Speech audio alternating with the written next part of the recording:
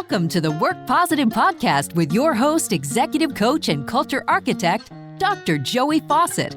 Discover strategies and tactics that work positive as Dr. Joey talks with industry leaders who create a positive work culture that attracts top talent and reduces team turnover. Discover how you can create a work positive culture that increases productivity and profits. Here's your host, Dr. Joey. Work Positive Nation, I am sure that you're like me in that there have been people who've been very transformative in your work and life. Persons that you've read that you said, wow, I need to read that book again. Well, today's guest on this episode of the Work Positive Podcast, I've read one of his books 5 times. And I just read another of his books on the way to and from. I had my first train ride on Amtrak. Yay, it was fun.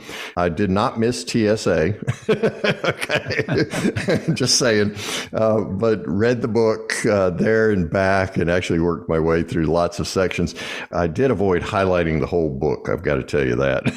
But I really wanted to, because today's guest just has this way of packing so much meaning and value into sentence after sentence after sentence. And one of the things I love about his latest book, which is titled Office Shock, by the way, is that the metaphor, I just love because I was in radio broadcasting, so it's a mixing board metaphor, right? And we're seeking harmony, so there's a lot of musical metaphors in it. Just absolutely love it. I've never described myself on any of these episodes as a fanboy, but today, Work Positive Nation, I'm a fanboy. Okay, so let me introduce my guest, Bob Johansen. Bob was there when the internet was the ARPANET and it was birthed back in 1973. He's been a futurist for 50 years. The way that I got to know Bob Johansen was through my mentor coach, who was also a Bob Dale, introduced me to the new Leadership Literacies book. And that really became the blueprint for my work in life from that moment forth. You're going to be stimulated to think future back today. We'll give you a definition of that in just a few moments.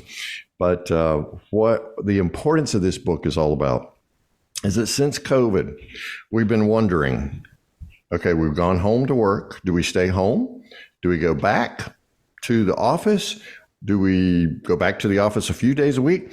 Or if we're thinking future back, is there a meta office verse out there that we could go to? So you're going to hear all about that today. Work Positive Nation, help me welcome to this episode of the Work Positive Podcast, Bob Johansen. Bob, in case you can't tell, I'm thrilled to have you on this episode. Thank you, my friend.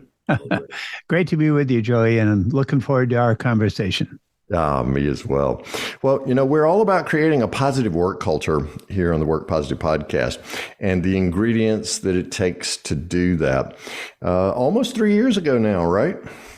We went into a lockdown, and as you say in Office Shock, things really crystallized and transformed very, very quickly. But there were so many things that were moving towards that point prior to that. So help us, first of all, think future back. What is your definition of future back thinking, Bob? Sure. So most of us are stuck in the now, and the now is extremely noisy. So we're in the noisy now. Future back is a way to step out. And, I like to step out at least 10 years. That's beyond the normal planning horizon, but close enough in to be credible.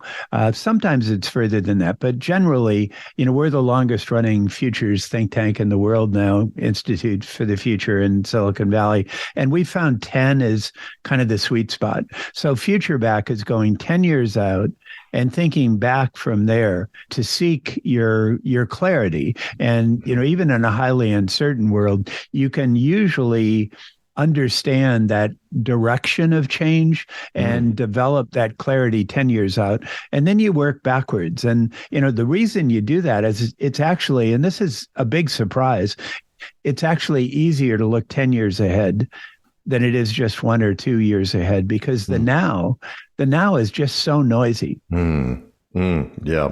Now, someone listening to that statement, it's easier to look out 10 years than it is now. They're scratching their head saying, oh, dude, you're crazy. That's because I think, to use your language, they're looking for certainty, Bob. Whereas you talk about in a VUCA world, clarity is more important than certainty. Help us understand how clarity can take us out 10 years and it's easier to get above the noise. Yeah. So this notion of the VUCA world that you mentioned, volatile, uncertain, complex, and ambiguous, it came from the graduate school of the U.S. Army. Now, I'm not a military guy by background, but I just happened to be there in Carlisle, Pennsylvania, the week before 9/11. And I learned about that concept of the VUCA world. And it's been very helpful. And it's really changed my life in a way, because my expectation now is that the VUCA world will be here and it's going to get even more VUCA.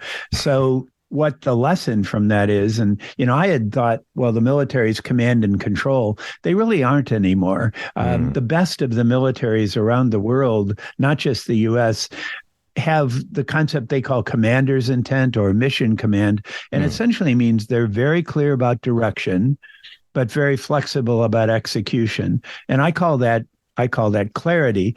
You can't have certainty. So our brains want certainty. They're really seeking certainty. They want to predict, but we can't.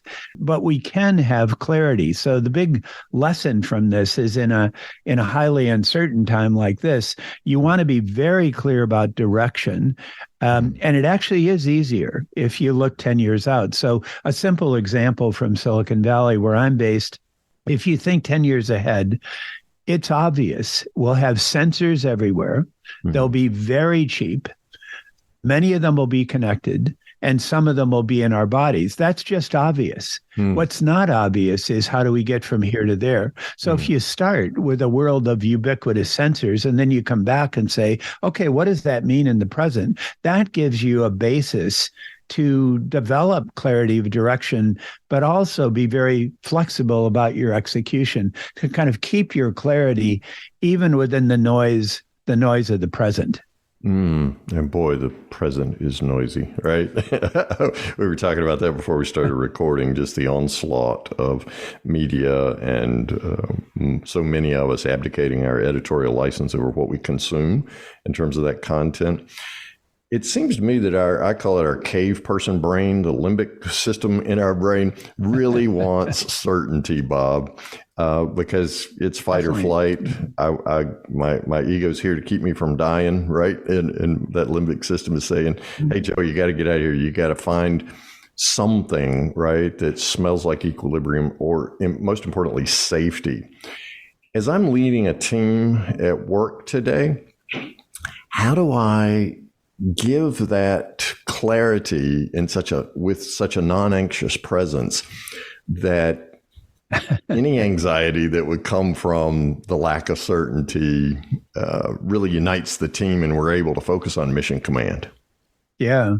So I think it has to begin with purpose. And interestingly, during the COVID lockdown, the Blue Zones Project did a nice piece of research. And, Blue Zones is the project that began with National Geographic more than a decade ago to look at the places on the earth, places where people live the longest, happiest lives. And one of the big findings that came out during COVID was people with a sense of purpose are happier, healthier, and they live up to 7 years longer. People with a sense of purpose who live and work with purpose-driven organizations, they're happier, they're healthier, the organizations perform better, and the people live up to 14 years longer. Wow. Now, you can quibble with the details of that, but I think the big finding that to me is obvious is that purpose-driven people have that grounding that really helps them develop the clarity of direction and then kind of live within that very noisy now because they have a grounding. And you need that grounding. I think that grounding has to begin with physical health. We have to be physically fit with mental health. And I actually like the way you think of the caveman brain. The modern neuroscience is essentially saying exactly what you said, that our brains want certainty. They want to protect our bodies. And it all developed a very long time ago. What we have to do is apply modern neuroscience, which teaches us we can have clarity, we can't have certainty. Now, I do think that spiritual grounding is important. It doesn't have to be religious, but the importance of being grounded spiritually, that prepares us to be engaged and to have that positive attitude in a VUCA world, in spite of all the negativity around us. Yeah, that's interesting. You should say it that way. Someone said to me recently, Dr. Joey, you seem like you have so much fun in what you're doing. You must know exactly what you're doing. And I'm like, no, I don't. Exactly. But I'm clear about my purpose, to your point, and I'm grounded spiritually with something larger than myself, which is that purpose. How do we as leaders, because everybody's trying to attract top talent, how do we as leaders communicate that in the attraction process of talent into our companies? So that's where we get into the subject of my new book called Office Shock, that I did with the architect Joseph Press, because physical architecture is so important, and the information systems professor Christine Bullen, because digital is really so important. And Office Shock is the unsettling of how, where, when, and even why we work. So that's kind of where we are now. We're in this very unsettled position, where people are struggling to kind of find their ground. I think in that mood, it's so important, as you try to draw people in, as you try to attract talent, as you try to prepare and become more resilient in the face of the world, of the VUCA world. It's so important to have that grounding. And that's the kind of, we call them 7 spectrums of choice. And I hope we can kind of dive into those. The first one we've already talked about, which is purpose.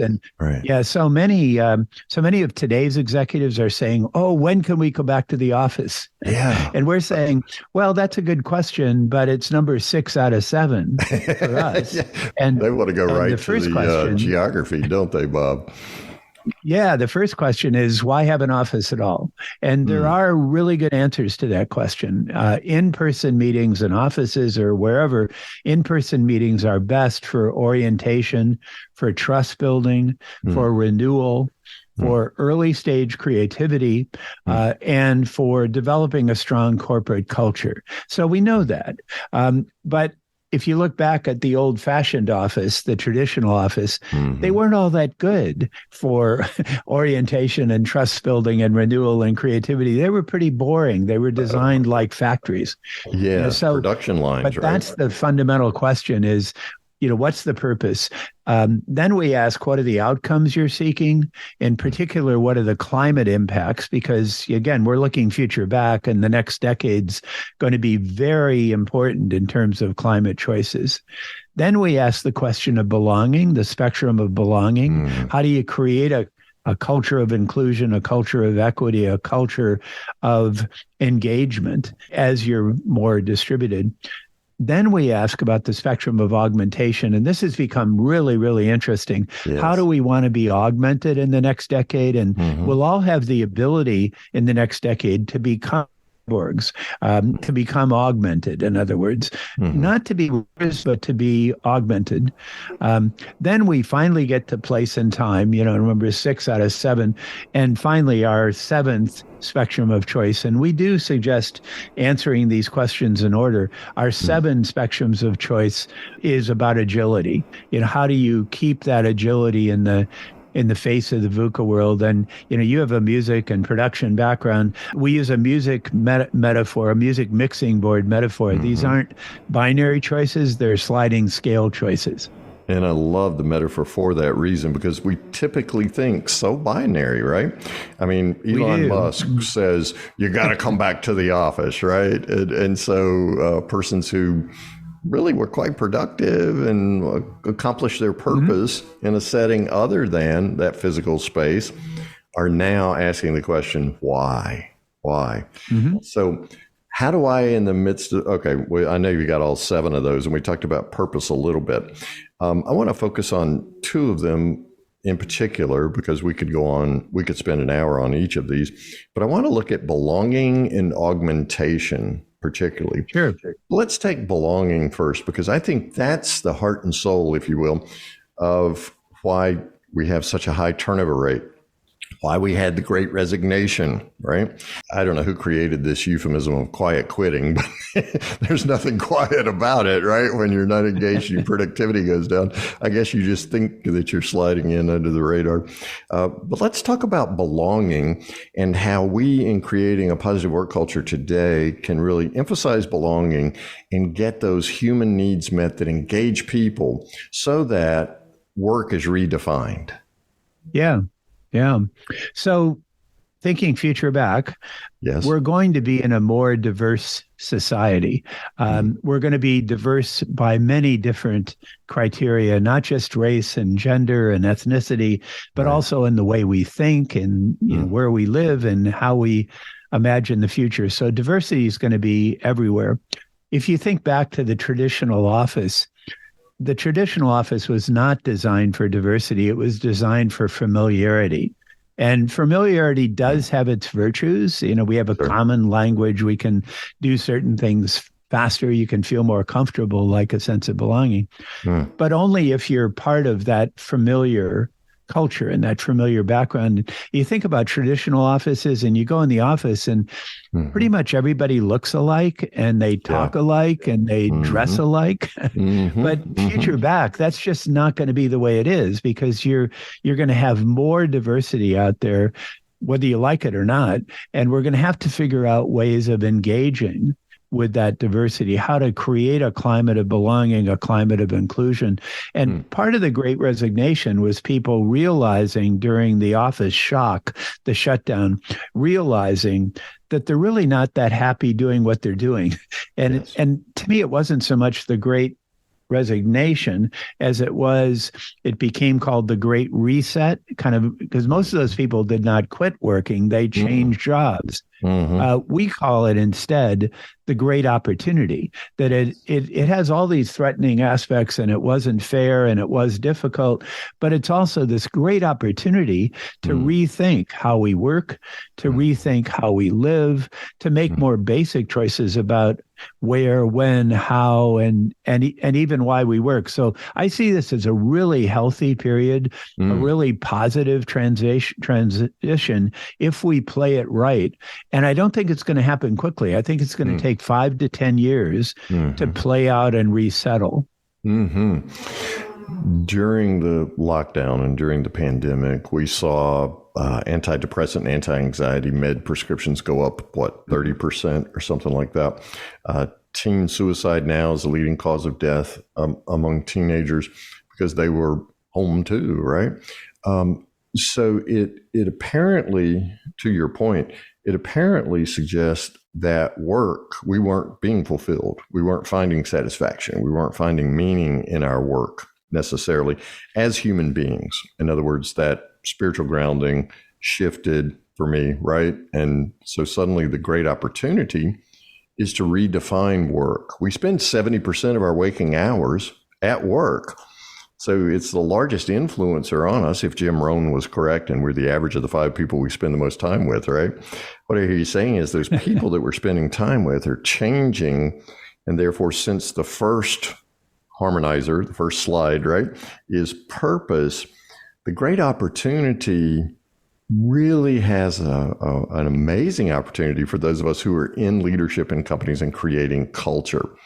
So how can we, in the midst of what's going on around us, combine purpose and belonging so that the persons with whom we work are finding greater meaning and purpose and satisfaction from their work? So the key thing is figure out what is that grounding which you're working from, and that could be a matter of values. It could be a matter of commitment of some kind. What's the grounding that you're most comfortable in and most want to engage in. But then I think most importantly is getting a sense of your navigational star. And we have a kind of quick start guide in the book. It's actually a kind of tear out. I've got a copy right here. And this book came out in paperback right away, but there's a little tear out with a kind of quick start guide about what are the choices that you need to make around each of the 7 spectrums of choice. And the challenge here is figuring out, well, what is the direction you want to pursue? What's that navigational star? That's really also the purpose and the grounding. And then you got to figure out, again, thinking future back, how do you get from here to there? Now, this is very much like thinking future back about your own life. So if you think about future back, it sounds really exotic and a sort of futurist thing, but the practical side of it is financial planning. When you work with a good financial planner, they help you think through, well, how long do you think you're going to live? And you kind of set a goal and you imagine your kind of future self. And most of us, even professional futurists like me, we have trouble imagining our own personal future. But if you imagine, what you're going to be like if you make it to 100, and then you work backwards, how much resources, where do you want to live? How do you plan to live in those places? Essentially, future back is financial planning applied to your career, applied to your life, applied to your community. And in the book Office Shock, we distinguish between individual planning about your future of work and life, organizational planning, and community or policymakers. So we have 3 separate sections dealing with those groups, but it all comes back to what's your grounding, what's your clarity of direction, and then what are the best ways of doing this. And the exciting thing is the range of options is wider than it's ever been. The technology is better than it's ever been. And the technology we're using right now, Zoom, it didn't just happen. It was developing for 50 years. And most of the early versions of video, which I used, weren't very good. They were very frustrating. This is pretty good, but it's going to look crude 10 years from now. It's going to be dramatically better. I used to be on the road pretty much all the time, and I was mostly on stage. Now, my metaphor is I invite people into my study. I've got this cozy chair over here. I got my VR goggles on the wall. I've got everything around this study has a story. I've got cameras all around. I've got mics all around. I've got soundproofing. So I'm bringing people in to office hours in my study in ways I couldn't do on the stage. So I'm really trying in my virtual life to be better than I was when I was on the road and on stage. So I think we each have to ask that question of what is your clarity of direction? What's your purpose? What's your grounding? And to some extent, you have to come back as you and I have and say, what do you have fun doing? What gives you that sense of meaning? Oh, I love it. And by the way, in case you're just listening to this, please go to our YouTube channel, our Work Positive YouTube channel, or go to our website and find Bob's dedicated page there. It's not a virtual background. It's real. I mean, you can reach out and touch that chair. It's real. It's real. Over his lap shoulder. For my kind of work, I really don't like virtual backgrounds. I want to be more personal and invite people into my real world. Some people I can understand why they use virtual backgrounds and they don't have that built into their identity and the way we work. But for me, I want to invite people into my study, and that's part of the value I'm providing. And it makes you more accessible. And in terms of belonging, it helps us get to know you better, Bob, right? Exactly. That's Bob's favorite chair. Look at all those books. Yeah. He doesn't just read from a Kindle. He actually has paper books on all those shelves, right? Well, yeah. And, the physical book still has advantages. And these are all books. This is a working library. So I'm in it every day. And it's got stories, as we all need to have as leaders. Yes. The Mickey Mouse up there is from a project I did with Walt Disney World on the first sensor in the theme parks in Orlando. And that has actually a sensor in its nose. The Big Bird is from a presentation I did on Sesame Street, and Big Bird was there, and it was great. Wow. So I've got these different memories and these different stories, and we all have them. Leaders have to be great storytellers. And it's those stories that create that sense of belonging and offer that clarity, right? Because we're getting to know each other as human beings rather than automatons that are doing work in a production factory. We're persons, and then it becomes that source of spiritual grounding from the purpose.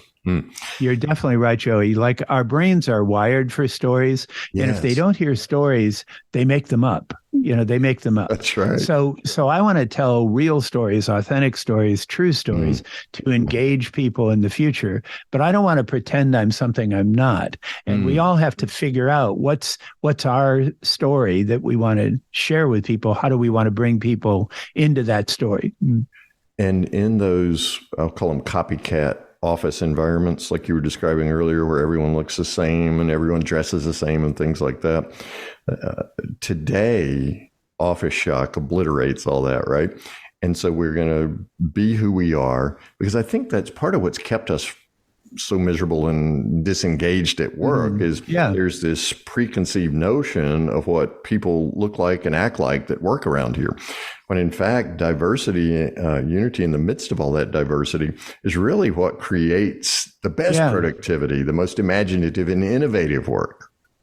Yeah, I think you're right. And the way I would say it, Joey, it isn't exactly obliterates. It's more like it puts it in a pause and allows us to redefine it. I am finding some companies who say they want to go back and who actually believe they can go back. So I was talking with a CEO not long ago, and he just said, Bob, I've had it with all this hybrid work stuff. Hybrid is over. We're hybrid and done. So I'm going to let a few people work at home, but I've decided we're back to the office. It's hybrid and done.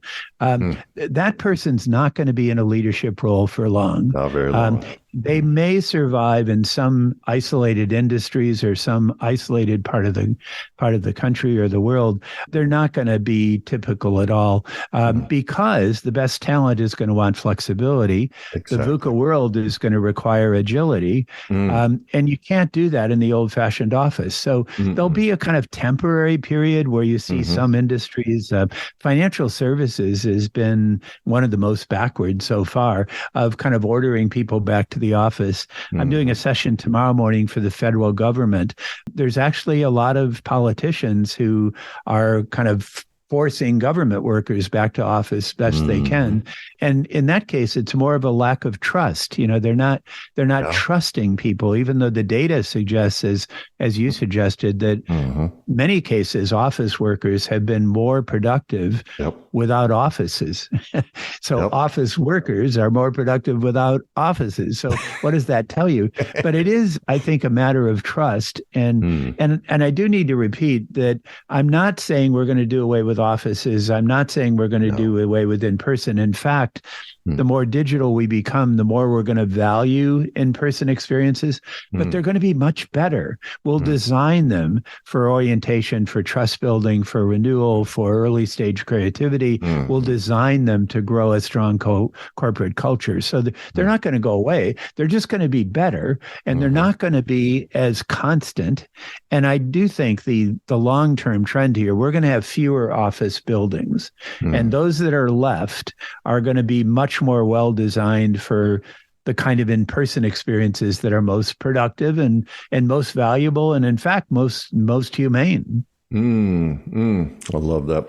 As I read Office Shock, and you were talking about this in that particular section, being from the South, okay, I think about a couple of places where we sit around and tell stories, because what you just described as more humane means that we're telling our stories, right? I thought about Sunday dinner tables. Right. Yes. Good point. So that's, and we're sitting, and usually it's an oblong table, and we're sitting around and we're eating. But of course, in the South, you can talk with your mouth full. So, right. So we're telling our stories. And the other metaphor that came to my mind was front porch sitting. Nice. Oftentimes, I like both of those, and rocking and telling our stories and getting to know one another.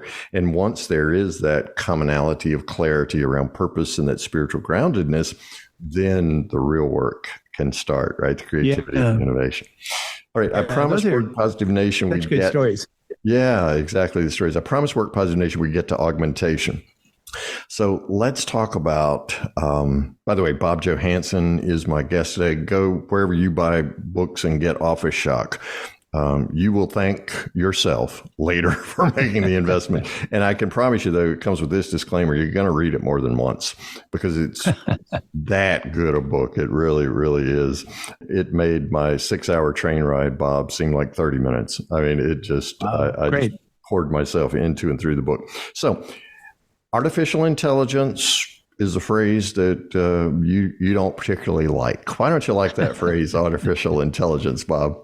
Yeah, so I've been studying emerging technologies for almost 50 years now, and I grew up with Silicon Valley. The worst term that has been used to describe an emerging technology is artificial intelligence. It just started a really bad story, a very bad kind of takeover story of computers replacing humans. Now, there is some of that, but that's not the big story. The big story is humans and computers doing things together that have never been done before. Tom Malone, the wonderful computer science and social psychology professor at MIT, Tom calls it superminds. I like that term a lot better, that we're actually creating superminds. But if you think about this in a practical way, again, imagine your future self. If you're in a leadership role now, 10 years from now, if you're going to still be in a leadership role, you're going to have to be augmented. This isn't an option. The option is, how are you going to be augmented?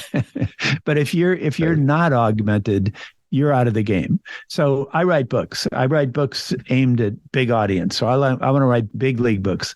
So if I'm writing big league books 10 years from now, I'm going to have to be augmented. That's just a fact of life. So in the chapter on what we call the spectrum of augmentation, we used GPT-3 to help write that chapter to get a sense of it, a very large AI-based language model. We're actually now creating, Joey, I can announce this on your podcast for the first time. We're actually creating a chatbot for Office Shock. It's going to be called Office Shock chatbot. And that chatbot, grounded in GPT-3, is going to go public in a few days. And it essentially takes all of Office Shock and creates it in a question and answer format. So you can now talk to the Office Shock chatbot kind of like you're talking to me. And the first event I'm going to do with it is I'm going to be interviewed on a podcast we're going to do on LinkedIn. My colleague Joseph Press will do this. He'll interview, but whenever he asks a question, like you've been asking questions, we'll ask the chatbot first, and we'll see what the chatbot says. Wow. And then I'll offer color comments. So you've got the play-by-play analyst, and you'll be doing color commentary. The chatbot's going to be the play-by-play. I'm going to be the color. And we're going to see how it comes out. But that's basically where we're moving in terms of books. We'll still have books 10 years from now. I'll still have books on my bookshelf because there's certain things that paper or hardback books do that ebooks or audiobooks don't do. So don't believe it when people say, oh, I'm going all digital. I don't like old-fashioned books anymore. That's not the way we're going to be thinking. There's going to be different media for different purposes. We're going to have physical books. We're going to have ebooks. We're going to have audiobooks. We're going to have interactive books, and we're going to have chat books. I think we're going to be the first chat book for any book that's been out. I think we're going to be the first, but it's got to happen within this next week because the tools of GPT-3 and of Chat GPT are becoming so good. So the kind of takeaway from this, Joey, in answer to your question is we're all going to have to be augmented. And generally, this is good news. We're going to be better off if we're augmented because we're finally going to be able to answer the question, what can humans do best? And what do we want to keep for ourselves? And what can computers do best? And how do we want to be augmented? So there's going to be some examples of replacement, but mostly it's going to be examples of augmentation. Yeah. A friend of mine works for Toyota Research, and they recently had a press day. And these are the two questions that they paired up. What's the role of humans? What's the role of computers in getting the work done? So ChatGPT has really taken most of the popular press headlines by storm recently. Would you, in a way that I can understand, would you distinguish between ChatGPT and GPT-3? So sure, and I'm a humble social scientist. Right. I'm not a computer scientist. That's why I said so I could understand it, right? The techno geek nerds know a lot more about it than either of us. So my understanding, and the people I'm working with to design this Office Shock version of ChatGPT, what you have with GPT is a large language model. Sure. That essentially predicts what's coming next. So in the case of our book, the language model is going to contain everything in our book, that whole book. And it'll model that. And based on the questions that it's asked, it will try to predict the next words, the next responses. So it's part retrieval and part generation, text generation. So it not only retrieves, it tells it as a story. It actually puts together a story in response. ChatGPT is more interactive than the original version of GPT-3. And there will be a GPT-4, and it's a very interesting company, OpenAI, that created it. It's more of a collaborative. Now Microsoft has become a major investor. And what we're really thinking of here, Microsoft's already talked about adding it to search with Bing, and Google has their version called Bard. What I think is going to happen, and I don't have any inside information here, but what I think is going to happen is something like ChatGPT is going to be added to Microsoft Word, so that as we're writing, for me as a writer, the thing I hate is the first draft. I love the outline. It's hard work. I love thinking through the concepts. I love going back and editing and finalizing. I really don't like doing first drafts. So what I'm going to be able to do pretty soon is to say, okay, write me 3 paragraphs on X topic. And the first draft that GPT does will be sound, but not very creative. And it'll probably get some things wrong. So the current version, it's startling how smart it is, and also startling how dumb it can be, because it doesn't really know what it's saying. It's only predicting based on the word patterns that come from the large language model. Yeah. So that's kind of where we are now, and where I expect to be as a writer. And it's going to be sooner rather than later. It's amazing how fast this has gone. The term artificial intelligence was first coined in 1956. 56 at the famous Dartmouth conference with Marvin Minsky and Herb Simon, and I think Ed Feigenbaum was there. The mainstays of the AI field, brilliant people. But I think they made the wrong choice. They chose the term artificial intelligence instead of the alternative term augmented intelligence. I think if they would have chosen augmented, the whole field would have progressed much more quickly.